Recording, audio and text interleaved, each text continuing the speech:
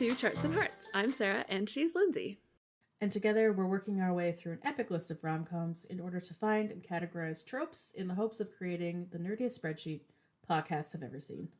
And today, it's still December, so we are still doing cheesy Christmas movies, and this time we are doing the modern rom-com classic, The Holiday from 2006.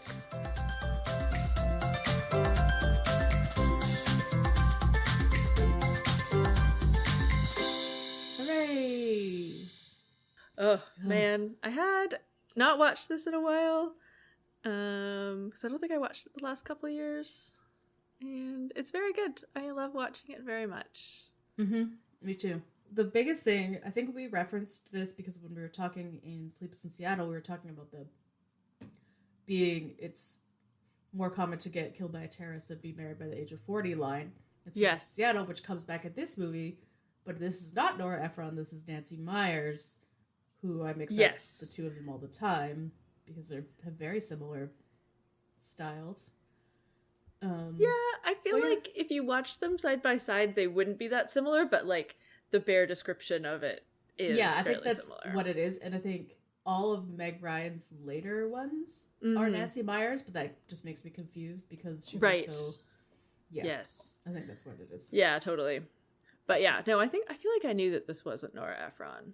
But no, I did too, because you probably know this too, because of Rosa from Brooklyn Nine-Nine, who loves Nancy Meyers, and she's like, why would Iris and Amanda trade houses if their kitchens were the same?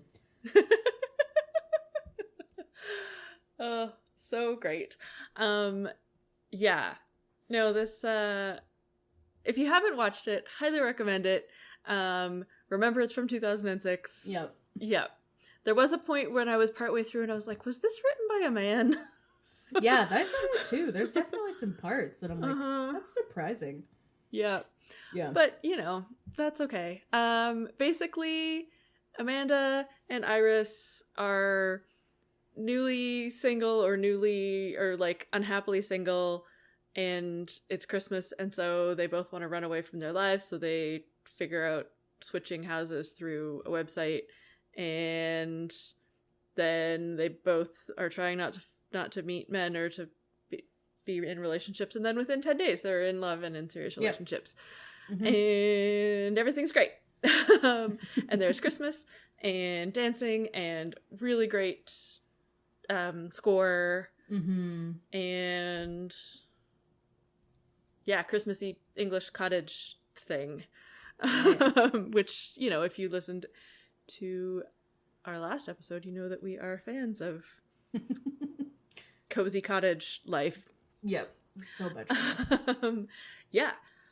So, I guess might as well start off with if you were a patron of ours and you were on our Discord, you would have already been able to be a part of this conversation. But basically, Matthew, who has been a longtime friend of ours through the podcasting world, apparently lives basically down the street from this village and from the cottage, and he's like, I got married like right around the corner there. So he gave us all kinds of fun insider information. We already knew that the cottage doesn't actually exist because it's in like the IMDb trivia, which I think is from the director's commentary. Basically, the village and everything is real, but then they just like built a fake cottage exterior. The funniest thing to me was that at some point she is driving through the village. I'm not sure if it's when she's with the town car driver. Maybe it's both times. I don't know. The direction of the driving confuses me because it's the other side of the road here. But so it looked right. Backwards. But so she was driving backwards on a one-way street that they'd like flipped for the purpose of the movie. And then the other thing was like, she says in her ad that it's 40 minutes from exciting London. And I was like, is that advertising or is that real? But no, Matthew confirmed that it is a commutable distance from this village in Surrey to London, which after having been to London only once, but still, London is like very large. Yeah. And I feel like New York. Yes, but even bigger. I guess it's like New York if you include all the boroughs. So it's like when you say 40 minutes from London, is that like 40 minutes from the outskirts of London or 40 minutes from like a business district of London. I know there's like 47 of them, but yeah, I don't know. Yeah, and London, like exciting London commutes confuse me. Yes. Where like tourist attractions or the West End or or just like anything that could be barely called London. Yeah. Because I've seen things for Vancouver where it's like, stay in this hotel that's only 20 minutes from Vancouver, and you're like, 20 minutes from the airport in the other direction from downtown. Yes.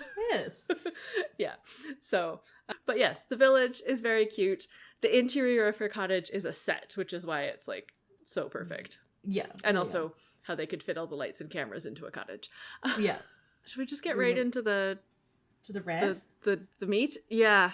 Let's do it. Rip off the Band-Aid. Okay. So, Kate Winslet, great. I love her. She's amazing.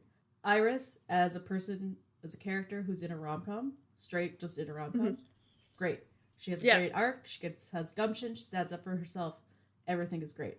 She is the worst aunt in the history of time. Yeah. Probably not.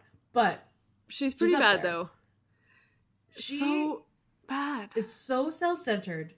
She leaves her nieces, who are like 6 and 4, whose mom died less than 2 years ago, potentially near Christmas. Yeah. Because it's vague.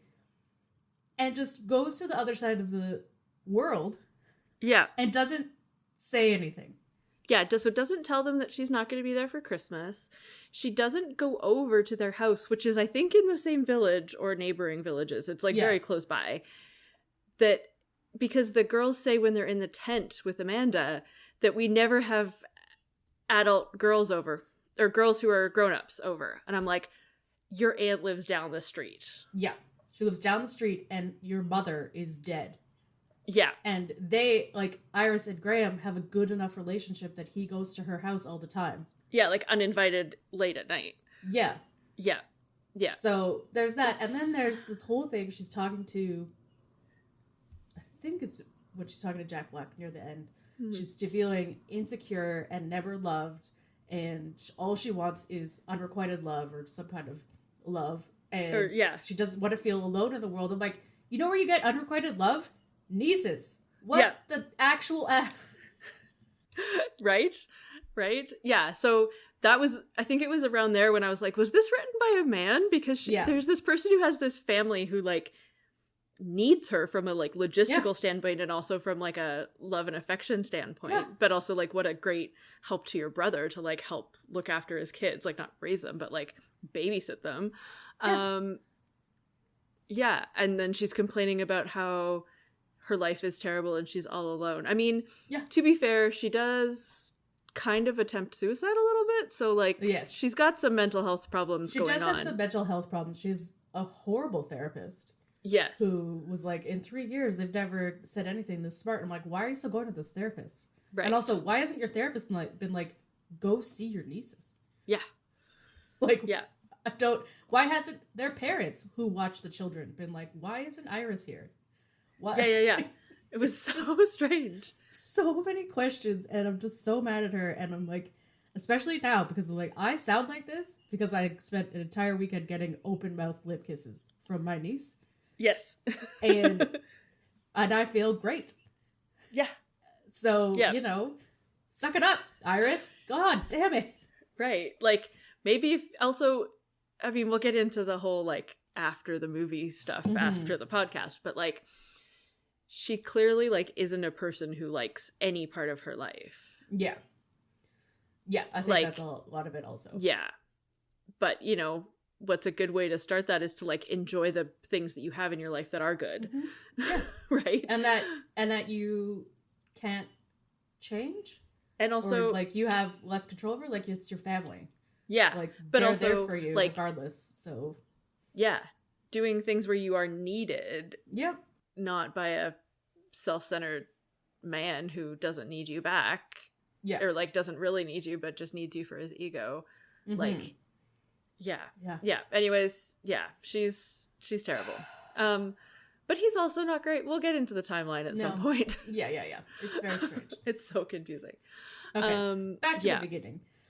The amount of trust that they put into strangers and the amount of things they have to do in less than 24 hours gives me, like, crazy anxiety.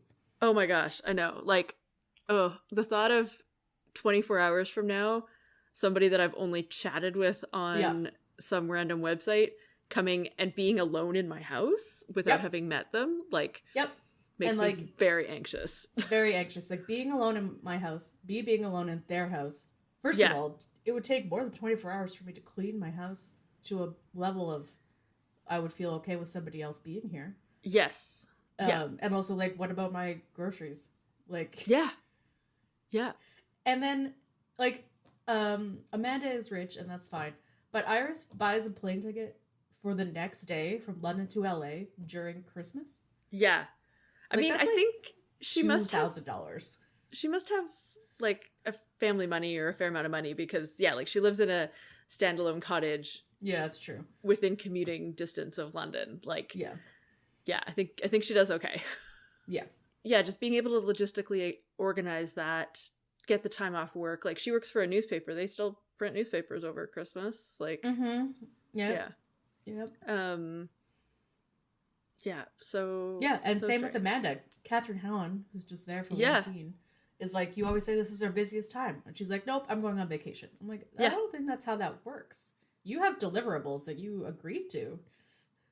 Yeah, but maybe she makes it her busiest time on purpose. Yeah, well, because definitely. of external deadlines. Yeah. Yeah, but it's more of like, this is the logistics of like, now Catherine Hahn and John Krasinski have to like tell people that they're not getting their trailers on time. Yeah, she goes off and does stuff. Anyway. And then stays for longer than planned. But anyways. Yeah, the trusting of strangers is very strange. Especially, like, they could have overlapped and, like, met in one of the towns, obviously. Like, well, I guess so Amanda, Cameron Diaz has, like, an assistant and stuff, so maybe that... No, but there was nobody home when she magically let herself into the house, was there? Is there? No, there was nobody home. Like, she talks about so these people also later. Just left their houses unlocked? I guess so. I don't know. Or, like left a key somewhere? But, like, where would they leave the key? And how would they organize that? It just, oh my god. Yeah, in 24 hours. Of, like, 9 of which you're on airplanes. Yeah, it's not like it's an hour trip flight. No, it's far. So, yeah, Iris meets Graham, Amanda meets Graham, who's Iris's brother. Just because he knocks on her door. And then she just lets him in. Yep. Yeah. I mean, she's somebody who has, like, a locked gate in LA. Like, I don't know how common that is, but here that's, like, pretty uncommon unless you're in, like, a crazy mansion. Yeah. So. And, like, one of the first things he says is that he is drunk. Yeah. Yeah, she lets a drunk stranger who just claims to be... And also, like, from this person that she's chatted to online for, like, a day. Yeah. Yeah. Yeah. Yeah, so she trusts her enough to also trust her drunk brother. And also believes that this random guy is her drunk brother. Also weird. Yeah. But he's very handsome, so it makes sense in the moment until you are trying to do a podcast about this movie and then you overanalyze everything and make yourself angry. Yes, he's very handsome because he's played by Jude Law. Yeah. And actually something in the trivia that I read and then I, like, scrolled through to see, like, is this accurate, is because they filmed the interiors, like, at a totally separate time of year in a studio in LA, when he's outside or, like, in the village and stuff, he's much paler. He gets the tan when they're filming in LA. So he looks slightly different, which is hilarious. Yeah. Yep. And then, he starts getting these, like, random calls... Or, like, the morning after, he gets a call from Olivia or Sophie. And then the next time they're hanging out, he gets a call from the other one. And then it turns out that they're his daughters who are, like, I think they're, like, 6 and 8. They seem tiny, but, like, old. I think they're, like, I don't know, somewhere in that neck of the woods. They're both definitely under 10. Yes. They both have their own phones? Yeah. Like, I don't get And they share a bedroom. Like, maybe they would have their own phone in their room, but even at that age, I don't know. And they're also, they're not at their house, they're at their grandparents. Oh yeah. And so it's very strange that he knows who's or, like, she can see who's calling from caller ID. It was weird. It was somehow done for a plot point. I could see the older one, maybe, like if they're going back and forth, especially, it seemed like, especially when it gets to Christmas, like that they're with their mom's parents, not his parents. Oh yeah, maybe. For some of it, at least, because otherwise, like if they're at Christmas time, why wouldn't he also be there to spend time with his parents? Yeah. But if it was his dead wife's parents, then that makes more sense, kind of. Makes more sense, yeah. Yeah. Although still, it's weird. We're like, here you go. As a father, as the only parent of these children, I'm going to not spend Christmas with them. Well, yeah. Okay, so let's talk about the timeline while we're on this, because so it's Christmas Eve, and Jack Black, Miles, and Iris have Christmas Eve fettuccine. Mm-hmm. And then, like, shortly after, so it's probably Christmas. It could maybe be Boxing Day because of the time change, and then you, like, add a day for sleeping. So it's either Christmas night or Boxing night. Graham has left his kids somewhere to spend, like, the next 4 days with Iris. Yeah, with her. Yeah. And at her house, not at his house. Isn't she watching a Christmas movie when he gets there? So yeah, but I don't know. We still watch Christmas movies. Oh no, Christmas. Yeah, I do too. But it's just like, I don't know. Yeah, it's so strange, and I don't like it because I want to like him. And other than the timeline confusingness, he is a really good dad. And if they were at his house, I mean, old English houses probably aren't very soundproof, but you know, like, it could kind of be okay because you could like hand wave of like, oh, they're just asleep or whatever. Yeah. But yeah, it's so weird, and I don't like it. Me either. But then we get Mr. Napkin Head, so I do like it. Oh, it's so cute. Oh yeah, I decided that we're going to talk about this storyline, and then we'll talk about the other storyline because it's too complicated to go back and forth. Yeah. Mr. Napkin Head is just incredible. So I don't cute. know what it is. It's just. I think it's just one of those like things that parents make up out of desperation to entertain their kids at restaurants. Yeah. So then the only other note I have under observations for this storyline is the town car driver sucks butts. Yeah. And should be fired. Yeah, it's so weird. Like, he doesn't help her with her suitcase. Yeah, and he's like, I can't go all the way down there. Yeah. Because I won't be able to turn around, even though it's a curve in a lane. So he can just keep driving. Just drive and then back out. It's, I mean, and then he gets down there to pick her up at the end of the 10 days. Yeah, exactly. So, he gets there. Yeah, so he makes her drag her suitcase there the first time, but then, and like it's both daytime. It's so strange. Yeah, and then she drives. And then the running at the end is so ridiculous. Yeah.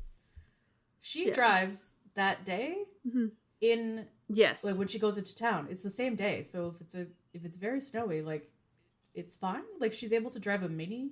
Yeah, which is so light.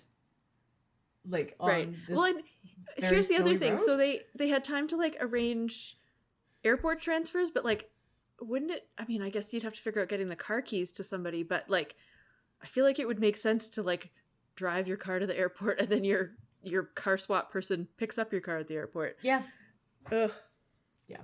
I don't know how you'd pick up the key, but I don't know how they picked up the key anyways. Exactly. I know.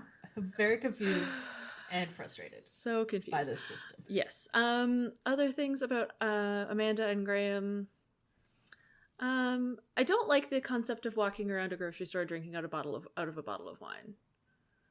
No, but that might be because we don't have wine in our grocery stores. It might be, but I also don't really like drinking out of bottles of wine. That's fair. It's also red wine, which it's red wine. It seems messy. Like a lot. And then and then she drives again, which is also like. The best part about that though is that when all of her stuff on the conveyor belt is you can see the corkscrew. Yes, the corkscrew. Like she buys a corkscrew so that she can open it in the store. Haven't we all wanted to do it? Yeah. Excellent. Okay, so let's talk about Iris and Miles. Yes. And also Iris and Miles and Guy. Walter Abbott. Walter. Arthur. Yes. Who's amazing. Who is amazing. Eli Wallach. He was in a lot of spaghetti westerns. Quick and the Dead or Good, Bad, and Ugly. I don't know. I haven't seen any of those. But He's in a lot of stuff. He's really great. He plays like a retired Hollywood writer who lives down the street from Amanda, and so Iris finds him because he's out for a walk and gets lost because the neighborhood's changed so much, blah blah blah. Like, that relationship to me is like, yes, I'm into it. Yeah, it's such a good relationship. The two of them like just hit it off so great. They become fast friends. She like hosts all of his like Jewish widowers for Hanukkah dinner. They're just all so cute. And then she somehow magically cures his mobility problems. Yeah. From one day of walking in the pool. Yeah. And then like taking his walker away from him. Yeah. Yeah. And she's like, no, you can do it. You're fine. Yeah. Yep. But she does encourage him to actually go to this event, which is great. Because he's getting honored. Like, in the weird limbo between Christmas and New Year's, nobody has events in that time unless they're Christmas. Yeah. Ugh. It's very and like strange. Yes, he's Jewish, but like he's not organizing the event. It's like, no. Yeah. It's weird and kind of like, oh, we're honoring you, but like in this time frame when nobody's around to come. Nobody and because it seemed like there was lots of young people, so like it was organized by like a film school or something. I don't know. That's kind of how I feel. Like, I don't know. Schools are weird. Off. It was very strange, but it's so sweet that like when you're just watching it for fun, you don't notice any of it. And like their meet cute and their like relationship blossoming, I think, is like the best relationship in the whole thing. I really like it because they're so relaxed and exactly like it's one of those ones where you're like, I want this to happen so bad, as opposed to it being just shoved in your face. Not that I'm against Amanda Graham, but this is like, this is the one you want to root for. Yes. For them to kiss, right? Like, oh, see, I was talking about Iris and oh, you're talking about Iris and Arthur? Iris and Arthur. Yeah, I think Iris and Arthur is the best relationship. Yeah, I think they have the best relationship, but between the two romances. Yes, but then Iris and Miles. Yeah, I mean, it seems like it's exactly what they need right then. Like, is just this person who just really likes them for who they are and is really trying to just be genuine, and they're both kind of in the same place. Yeah, they are so cute together. Yeah, and it's a lot of like so different. Yeah, it's so different. There's a lot of just Jack Black, like the accidental boob graze was actually happened, and they just went with it. Exactly. Stuff like that. Yeah. And then, and the whole, like the scene in the video rental place where he's doing all the like scores.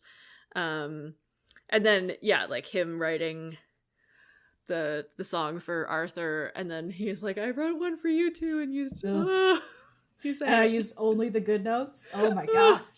Like, what a line. Holy crap. Yeah. Such a good line. To go back to the blockbuster, so I think it's fairly well known that Dustin Hoffman just was walking by. Oh yeah, and knows Nancy Myers, so they just put him in the movie. But the thing I noticed this time was one of the ones he picks up, and he talks about how good it is a movie, and like he says it by name. I think the composer is Hans Zimmer, who composed this movie. So they basically just are like patting himself on the back of like, look how great I am. Right. Yeah. Well, and it's so good. Like, I'm really glad they got a good composer for this because it's a movie, like, one of the characters is a composer. And so, like, he needs to be able to compose both the really great stuff for the movie and then also compose for the composer character. Yeah. And, like, Miles's studio is set up just like Hans Zimmer. So it's, like, accurate. And stuff, which is nice. Well, and he lives in this really cool house. His house is also really good. You don't see it very much, but it's like a sort of like modern, like 50s style LA sort of rancher thing, and then it has the recording studio inside. It's very, very cool. Yeah, it's cool. So swooning. So much swooning. I don't really think I have many other observations. Okay, so let's talk about some tropes. Okay. So, finding yourself after a breakup. Yes. Or a kind of breakup, like Iris. Like, it's not really a breakup that she's in. It's I need to do something. Yeah. After heartbreak. Yeah, that works too. Yeah. Finding yourself after a heartbreak. For sure. That's probably the main thing here. And then the wise old man, or we've had old women too, but the wise older character, so great. He's my fave. Yeah, me too. Tells her all sorts of wise things and teaches her to stand up for herself. Indeed. Yeah. Okay, so there's 2 bad boyfriends and a bad girlfriend in this movie. Ugh. Yeah. The girlfriend is pretty standard. It's Shannon Sosaman from Knight's Tale. Mm-hmm. And she just cheats on him and is like actually horrible when you think about it. Like, she leaves her location where she's filming in Arizona, comes back Santa Fe, comes back, talks to Miles on the phone, and like lies about the weather when she's at somebody else's house. Like, dude, that's bad. Yeah, it's not just cheating, it's like it's active cheating. Active cheating. But she is by far not the worst significant other in this movie. No, she gets 3rd place, I think. Yeah. 2nd place is Ed Norton. Yes, Ed Norton, who plays Amanda's boyfriend, because he's just not in it as much is probably why. Yeah, like, but also like what's his face is definitely the worst, Rufus. Mm-hmm. But he also, like, the things that she says later of like, you aren't good at sex, you are a frigid person because you don't cry, like, you work too much and that's why I cheated on you. Yes. Like, he doesn't care about her and he cheats on her. Yes. And like really fucks her up. Yes, for sure. Yeah, for sure. But I think she was already kind of she was definitely she couldn't up. cry before he was there, but also like then that became all about him. Mm-hmm. For sure. Yeah. And then we have Rufus Sewell, who is Amanda's guy that she dated briefly. Iris. And then Iris's guy that she dated briefly like 3 years ago. He cheated on her. They broke up, but stayed friends. And then she's still in love with him, and he still like leads her on. Mm-hmm. And like his Christmas gift to his friend is like, I'm assuming, sexy lingerie. But he gives her, go on long dates. Yeah, and he's engaged. He gets engaged and doesn't tell her. Like, so many things. He flies to LA, like, and is trying to just get her to agree to sleep with him without being honest that he's still engaged. He's like, trying to like twist his words and stuff. That whole scene is just awful. It's awful. And she's like, are you still engaged? And he's like, why don't you just want to know that I want to be with you? Isn't that enough? Like, yeah. Ugh. Yeah, just answer the question, you dumbass. Yeah. So he's awful. The worst. He's the worst. Yeah. Okay, back to tropes. Fast falling in love. Yes. Like days. Mm-hmm. Less than 2 weeks for sure. Yeah. Well, yeah. Like both of them are less than 2 weeks. Yeah. The newspaper, the party at the beginning, they were talking about how they were going to have less people working over Christmas. So we could say that was probably what, like 17th. Well, they're both going for 2 weeks, and they are coming back on New Year's Eve day. It seemed like. So yeah. So they have like a week before Christmas and a week after Christmas, essentially.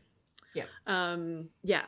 And like, especially with Iris and Miles, like they're like flirty and cute, but they don't even kiss until like the day she leaves. Yeah. Mm-hmm. Yeah. So yeah. It's fast falling in love. And then we already talked about Amanda can't cry. She's obviously therefore terrible. Yes. And then Jude Law cries all the time. And isn't that so funny? Yeah. It's so funny that he cries. Because moisture leaking out of your eyeballs is clearly a feminine trait. Yeah. And when men do feminine things, it's hilarious. And when women don't do feminine things, they are terrible. Yep. That was definitely another part where I was like, did a man write this? No. Like what? Why? Sadly, no. But it was 2006 when, like boss, what is it? Like girl boss shenanigans. Bitch? Yeah, boss ass bitch. Like girls trying to be bosses by trying to be like men, Mm-hmm. Good times. And then the most over dramatic running you've ever seen. It's not faster. No. It's not faster. No. And he's still there heels. At his sister's house, which is a whole other thing. Uh-huh. But, yeah, she's wearing heels. It's snowing. She's wearing jeans. Yeah. And it just... It's terrible. But it is choreographed to really good music. Mm-hmm. Like, the swells of the of the score like match up with her like taking breaks to breathe and like pausing, and it's really good. Like you're both annoyed by the ridiculousness of it, and then also feeling the feelings. Yeah. Oh yeah, dramatic running. It had some good dramatic running. Yeah. Okay. Does it pass the Bechdel test? Not really. No. Like, probably technically, but it shouldn't. No. I mean, I wish that it did. Because, like, you know, Iris and Amanda, I mean, they don't really have a lot in common, but I think they could both, like, get a lot out of being friends with each other. Mm-hmm. Yeah, like, I think the only time is, like, when she's talking to Catherine Hahn. I think that's the only thing that would even... Yeah, like when she talks about her job. Anyways, let's make some pie. Okay, so if you are like us and have watched this movie for 16 years, you are probably thinking, hey, guys, didn't you miss something really important in this movie about Amanda? Yes, we did. And that is her coats. What? Oh my god. So many coats. And she only has one suitcase. How does she fit them all in her suitcase? She has 2 suitcases, but she also has like 3-4 pairs of boots. No, when she's walking, she only has one suitcase. No, it's there's a smaller one attached. Oh, okay, so she has like a carry-on and a big one. Still, I don't care. Yeah, no, I know, it's insane. Yeah, and also there's the time where she's in security and the guy's checking her bag, and you don't even see the coats in there. Like, where are these coats? I don't know.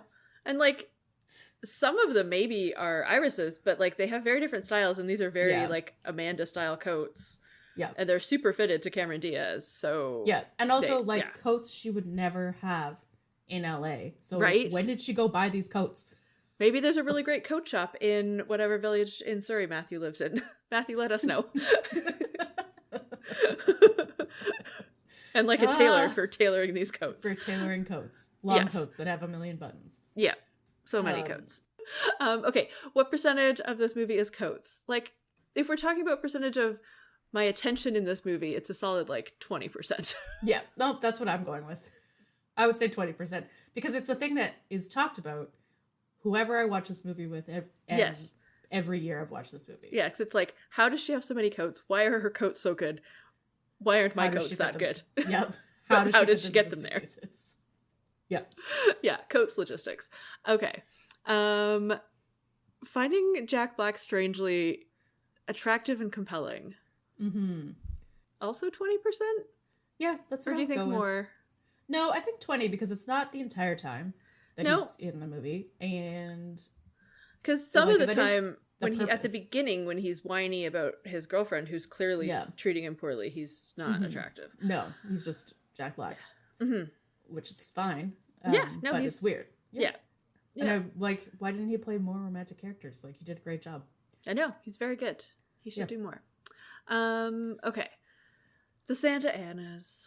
Magic wind that will magic wind as a metaphor for change. Yep. I don't know. I don't like maybe 10. Like, it's only in half of the movie plot. Yep. No, that seems good. Okay. Ridiculous sing-alongs and or dance parties. Yeah. So when this first came out, when I watched it in the theater, similar to Bridget Jones, I think, I was like, oh my god, they're movie stars. They're just like us. Mm-hmm. And then I read a review that was written by a man that was like, do we really need 2? Blah, blah, blah. And I'm like, that's... 2's like the bare minimum. Yeah. Like, that's who we are. Like, that's what we do. Yeah. When you wake up in the morning and you're feeling really good and a good song comes on, you sing it. Yeah. Loudly. Like, why is this a problem for you? Is it because it's 2006 and women are expressing themselves? Yes, to clearly. Songs that are sung by men? Like, I don't know. I don't know. Obviously, that review has stayed with me. Clearly. The one that Amanda sings, like, every time it comes on, I sing it like the bad off-tune way that she sings it. Yeah, it's great. So I'm going to go with, like, 30? Yeah. Especially if we include the, like, cheesy, silly dance party at the very end, which is so cute when they, like, do the little, like, hip bumps and stuff. Ugh. Yeah. I'm going to call this bad but very good sing-alongs. Yeah. Sing-alongs. Okay. Oh. And finally, you knew we were going to wrap it up with this because we started it off with this because we just couldn't contain it. Our collective rage at Iris being the worst aunt in the world. Yep. Maybe not the world, but a lot. The worst. We were both very happy to be aunts and love being aunts. And it's so infuriating. I know. Even though when I watched this with my sister and we were ranting, she's like, "Are you doing that so that I will compliment you on how good you're an aunt?" And I'm like, "No, but thank you." I do have a mug that my sister gave me that says I'm the best aunt ever, so... Well, I also have one, so I guess we'll have to fight, but we won't really. Aunt off. Yes. Okay, so 20% Coates, 20% Jack Black being strangely attractive, 10% Santa Anas, 30% sing-alongs and dance parties, and 20% rage at the worst aunt. Yeah, sounds good. Okay, perfect. Great. Perfect pie. Delicious. Okay. What's next for these guys? Oh, yeah. They hand wave over the cross-Atlantic issues. Yeah, like the dramatic running Amanda does mm-hmm. doesn't solve a problem whatsoever. She's like, "I'll just stay for New Year's, and then we're fine." Yeah. Yeah, I mean, it makes sense to stay for New Year's. Like, why would you go home on New Year's if you don't have to? Yeah. Yeah. But, yeah, like, they're both still in complicated long-distance relationships. Iris and Miles, I feel like, unless they could end up being in the same place, and even then, I think that this is very much just like a... Right time, right place. Yeah, right place, right time. Like, I don't think... Like... I think Iris will have a long-standing relationship with Arthur, and if Miles happens to be around for that, great. Yeah. But yeah, I can't really see them sticking it out. Mostly, neither of them like themselves that much. Enough to yeah. I think like that's part of it, and like but along with our theme is that if anyone was to move, it would be Iris away from her family for love. Yeah, for sure. So that's the only reason I could see it. Like, I don't think they would stay together even after she moved, because that would be, she still doesn't like herself, but then there's that whole extra thing of, I moved across the world for you. Yeah. And, like, that's not going to go well. No, it shouldn't. And then Grabe and Amanda, I think if they can figure out the long distance stuff, I think maybe, like, they clearly really love each other. I feel better. Get along really well. Yeah. Mm-hmm. It's just, I mean, she owns her own business, and if they can stick it out for a couple of years, like the ability to do a lot of the stuff that she does remotely. Yeah, right? It's not like London isn't a place where they make movies. Exactly. So. It's just like reestablishing your connections and blah, blah, blah. Yeah. Yeah, also, like, they have book editors in the US. Yep. Also true. Yeah. So. I don't know. Yeah, if they can figure it out, then yes. But I think if they are still long distance, I don't know. It's one of those weird things. Like, you never know. Yeah, I don't think so. Like, I think it's gonna go exactly like they said in the movie. Of like, he's got kids that are gonna have to do things, and have to be gone. Like, exactly. If you have to take a 9-hour flight, you're gonna stay for a long time. Yeah, it's gonna be at least long weekends, right? Yeah. So yeah. Lasai. Hooray! We love this movie. I know, like, we complained about the movie for the whole time, but also really still love it. Yeah. Sorry. So I hope you enjoyed that discussion. Indeed. And then go watch it, because it's very Christmassy. Yes, it's so Christmassy. Okay. What's coming up for us? Break. Hooray! We're going to take a little break. Yay. Yeah. So we're taking January off from the main feed, and we'll be back in February with the most exciting month of all, Stanley Tucci month. Ooh, yay! Yay! But we might have some things. Yeah, you might hear from us off here and there between now and February. Keep an eye on our soch. And we also have Patreon. We have Holiday, as opposed to this movie, which is 1938. Katharine Hepburn, Cary Grant. Very charming. Very charming. And that's available up on our Patreon at patreon.com/Charts and Hearts Club. Yay, yay, yay, yay. And yeah, thank you so much for joining us for this ridiculous episode. Don't forget that you can rate and review us wherever you get your podcasts, and please do, because it will help other people find out about us. You can find us on social media. You can check out our Instagram and our Facebook. We're at Charts and Hearts Podcast, and we're on Twitter at Charts and Hearts. Or you can go to our website, chartsandhearts.com, and send us suggestions for movies or tropes or whatever you'd like. And let us know what you thought of this movie. Do you know of a worse aunt? Indeed. Tell us about it. Oh, I do know a worse aunt. Which one? The ones in Harry Potter. The one in Harry Potter. Oh, yeah. She's bad. She's worse. Yep. Yeah. That tracks. Yeah. But anyways, yes. And in the meantime, we're looking for corny in our lives. No. See, that's why it's a good movie. Okay, bye. Bye-bye.